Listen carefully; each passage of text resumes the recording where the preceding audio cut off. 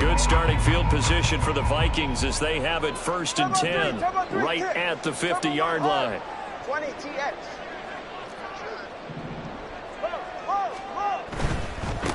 They'll go with Pollard here on 1st down. And now look at this. Big gain, but a fumble. And he's going to get this one down to the edge of the red zone. Heck of a start. A 30-yard pickup on their first play from scrimmage.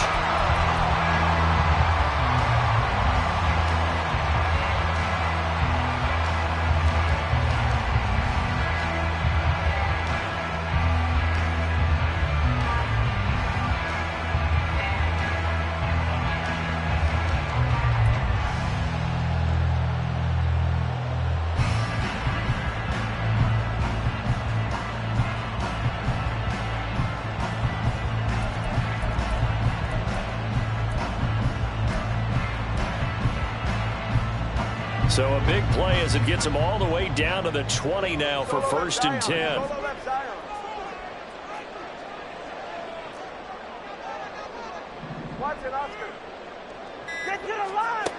Now Tua.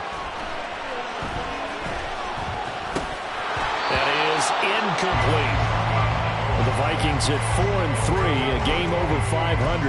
And they come in losers of 2 straight, so trying to turn things around here. And you just mentioned 2 straight, and when you're talking about 2 games, that's nothing to panic about. They feel like they've been a little bit unlucky in the last couple. This is a club that's more than capable of turning things around, and I expect them to play really well here. Pressure applied, and he's going to be taken down. They sack him back at the 33-yard line. The defense rising to the challenge and setting him back on the sack.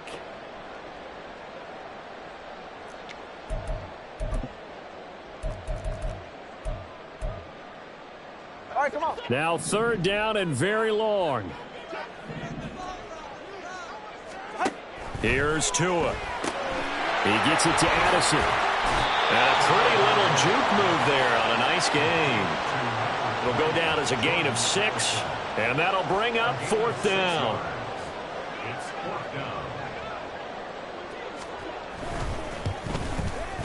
And his kick is good. And the Vikings have a 3-0 lead. So an opening drive field goal maybe doesn't whip this crowd into a frenzy, but I think that they will take the early lead. There's no doubt about it. They will always take the early lead, and maybe that celebration comes later if they play well and they can break things open. But right now, this is all about letting the offense just get settled in. And he'll get it up past the 20 to about the 22.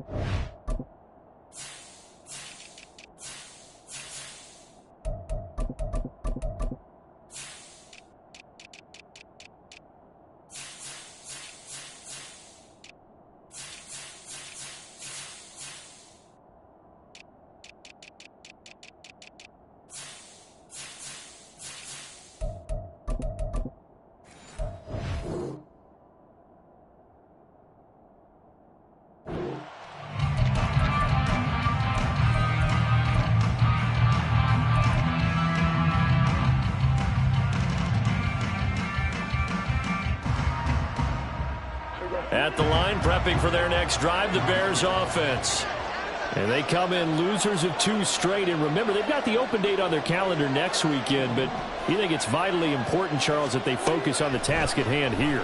Absolutely, because these players, they know what's coming up. And the difference between taking time off following a win versus doing so on a 3-game losing streak, that's absolutely huge, because they may come back if they lose this game to a facility, and there may be new faces in there and some teammates lost. One play has him up past the 40 already, and another 1st and 10. Looking to throw. Prescott. Got a man, and he hits him in stride. And taking it across midfield and just shy of the 40. 18 more yards there and another 1st down. Not too many teams will use a 1st-round pick on a tight end, so you know that when one does, he's got to be pretty darn special. A small example of why they took him in the first round there. Nice little catch and run to get the good yardage.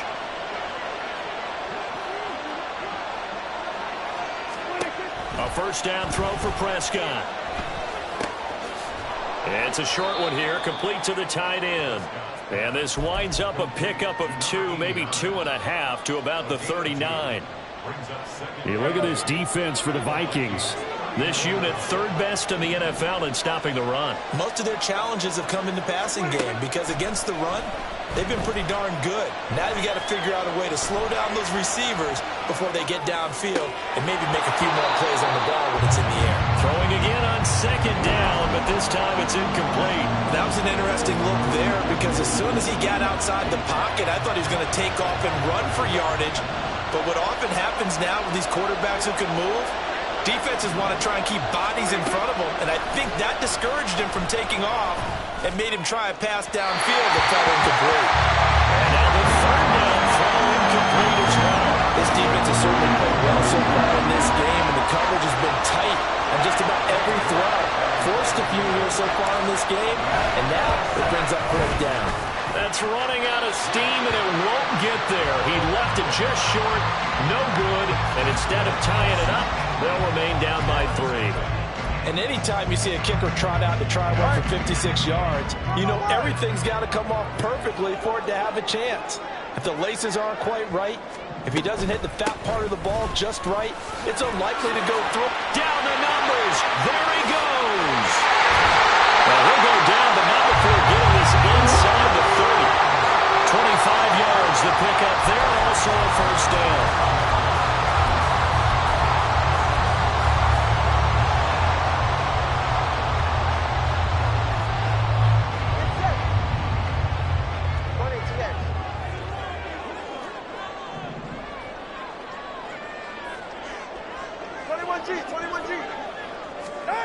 Going to the air, Tagovailoa. Eluding the pressure right.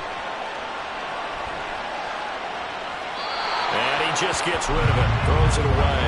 A wise move there, looked like nobody open, now second down. You still hold your breath a little as a defense when Tua gets out of the pocket. You're worried about him scrambling and getting a first down. 44. But there, he made the wise call. If there's nothing downfield, just throw it away.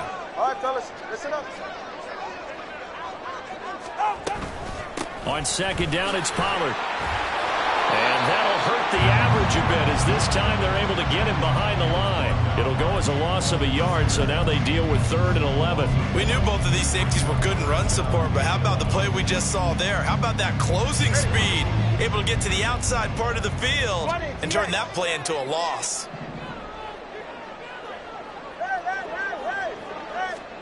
Throwing is Tagovailoa on 3rd down here. Open man is Osborne. He's got it. And he'll be out of bounds as he gets this down about the 21 or 22. So the completion results there in 9 yards. And that's going to make it 4th down. A short gain that doesn't get them the first down brings up a 4th down situation. Really nice job defensively. They knew where the sticks were. They got the stop before it.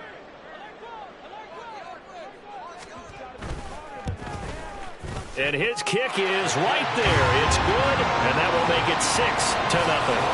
So scores on their first 2 possessions, but 6-0, so field goal is probably not what they were hoping for. Yeah, you're exactly right about that. Not what they were hoping for, but they should be happy that they have points on the board. It almost feels like that old slow and steady wins the race, doesn't it? In this case, though, they want to be slow and steady now, but get explosive later and put the points up on the board.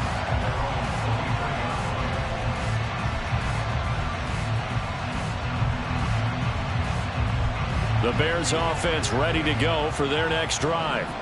Well, partner, fast forward with me for a second. Remember, next week they have the open week, so they're going to get some extended rest. Does that change how they manage the rest of this one? I think it does a little bit, but not by too much, because you're right. You get the extra rest, you get a chance to heal up and kind of, do a little bit of a reset for this team. But it's also 7 extra days to think back to the last time you were on the field. So now, a little more importance on what they're getting done because they carry it with them for essentially 2 weeks. They'll be brought down on the 30-yard line after a gain of 6. A quick burst there, and he nicely bit off a pretty decent gain. Here is 3rd down and 4.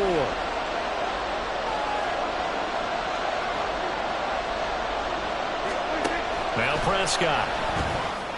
Is caught on the sideline, but he's not going to have a first down. They say he was out of bounds. So a good call there. That brings up 4th.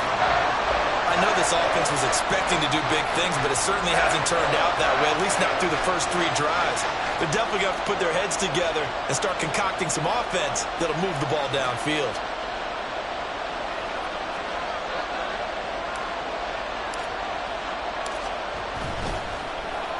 And sneak attack for it, but it pays off with a first down. So they snap it straight to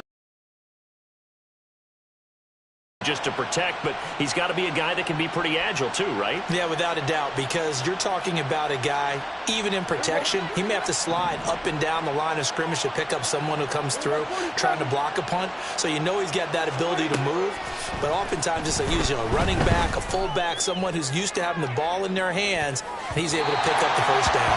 Looking for more there on first down, but this throw downfield incomplete. They decided the opportunity was there and launched a deep ball, but he was unable to get away from the defender, couldn't create space, couldn't uncover the end of the route, and that one winds up incomplete. No gain on that one as it brings up a 3rd and 10. Early down stuff to put this offense in a precarious position. We know they're securing the point of attack, especially against the big-bodied guys in the middle of this. Pressure coming from the Vikings, and they get there and bring him down. Multiple players.